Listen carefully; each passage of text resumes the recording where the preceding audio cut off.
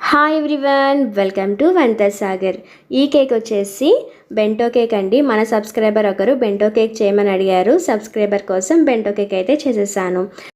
ఈ cake base అయితే vanilla sponge cake prepare చేశానండి. చాలా పర్ఫెక్ట్గా వచ్చింది, చూస్తున్నారు కదా. అండ్ ఈ కేక్ ప్రిపేర్ చేసుకోవడం కోసం ఫస్ట్గా అయితే మనం ప్రీహీట్ పెట్టుకోవాలి. ఇక్కడ మందంగా ఉన్న ఏదైనా గిన్నె తీసుకుని ఇలా ఒక స్టాండ్ పెట్టుకుని ఒక 10 minutes సిమ్లో ప్రీహీట్ అయితే పెట్టుకోవాలండి. మీ దగ్గర స్టాండ్ లేకపోతే కనుక ఏదైనా ప్లేట్ని రివర్స్ చేసి పెట్టుకోండి, సరిపోతుంది.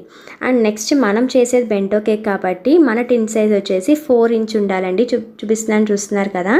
ఇక్కడ నాకు 4 inch టిన్ అయితే లేదు, అందుకని నేను ఇక్కడ లొటాన్ తీసుకుంటున్నానండి. మీ దగ్గర క్యారేజ్ బాక్స్ ఉంటే క్యారేజ్ బాక్స్ కూడా తీసుకోవచ్చు, మీ అవైలబిలిటీ బట్టి. కాకపోతే 4 inch టిన్ అయితే ఉండాలండి బెంటో కేక్కి. అండ్ ఇక్కడ ఆయిల్తో అయితే నేను గ్రీస్ చేసుకున్నాను. ఆ క్లిప్ మిస్ అయిందండి. ఆయిల్తో గ్రీస్ చేసుకున్నాక ఇలా మైదాతో అయితే డస్ట్ చేసుకుని పక్కన పెట్టేసుకోవాలి ఈ లొటాని. అండ్ నెక్స్ట్ మనము బ్యాటర్ మిక్స్ చేసుకోవడం కోసం ఫస్ట్గా అయితే ఎగ్ని తీసుకోవాలండి. ఈ ఎగ్ని బాగా బీట్ చేసుకోవాలి. మనం తీసుకునే ఎగ్ ఎప్పుడు రూమ్ టెంపరేచర్లో ఉండాలి. అలాగే ఎగ్ ఎప్పుడు ఫ్రెష్ది ఉండాలండి, నిలవగా ఉండకూడదు. బెంటో కేక్కి ఒక ఎగ్ తీసుకుంటే సరిపోతుందండి.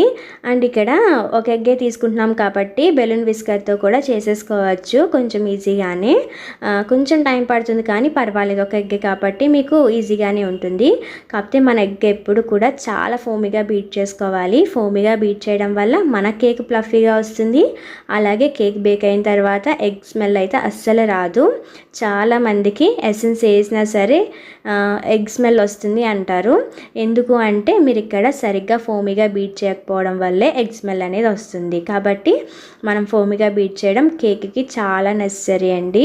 చూస్తున్నారుగా, ఇక్కడైతే నేను ఎగ్ని చాలా ఫోమీగా అయితే బీట్ చేసేసాను. ఇలా బీట్ చేసిన తర్వాత ఎసెన్స్ వేసుకోవాలండి. ఇక్కడ మనం చేసేది వెనిలా కేక్ కాబట్టి వెనిలా ఫ్లేవర్ ఎసెన్స్ అనేది 1/2 teaspoon వేస్తున్నాను.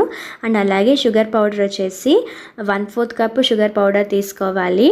షుగర్ పౌడర్ని కూడా ఒకేసారి కాకుండా ఒక 3-4 batchesగా వేసుకుంటూ బాగా మిక్స్ చేసుకోవాలండి. ఎగ్ బ్యాటర్లో బాగా మిక్స్ అయ్యేలాగా. షుగర్ని ఎప్పుడు పౌడర్ చేసే వేసుకోండి.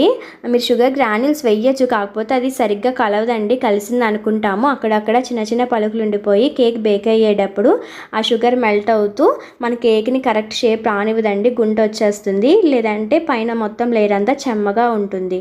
కాబట్టి షుగర్ని బాగా మిక్స్ చేసుకోండి.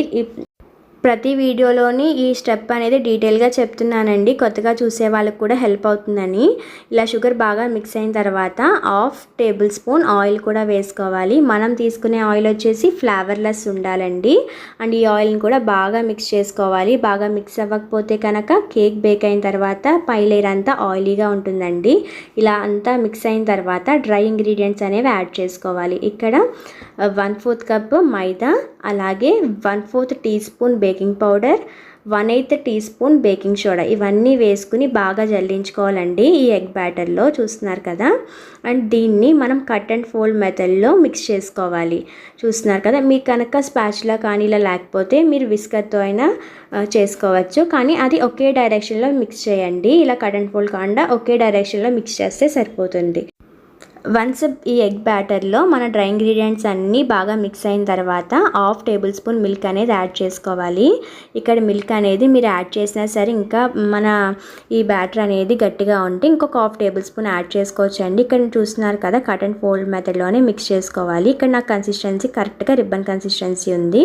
ఇంకా నేను ఎటువంటి మిల్క్ యాడ్ చేయట్లేదు, కరెక్ట్గా సరిపోతుందండి. ఈ బ్యాటర్ని మనం ముందుగా గ్రీస్ చేసుకున్న ఈ లొటాలో అయితే వేసేసుకుంటున్నాను. చూస్తున్నారు కదా.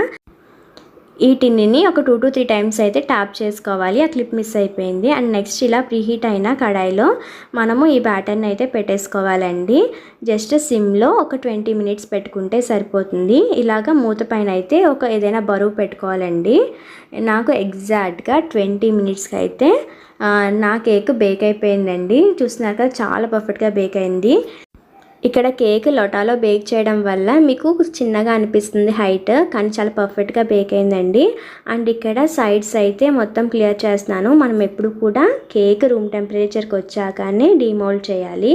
చూస్తున్నారుగా, చాలా ఈజీగా డీమోల్డ్ అయింది. అండ్ చాలా స్పంజీగా కూడా వచ్చిందండి కేక్.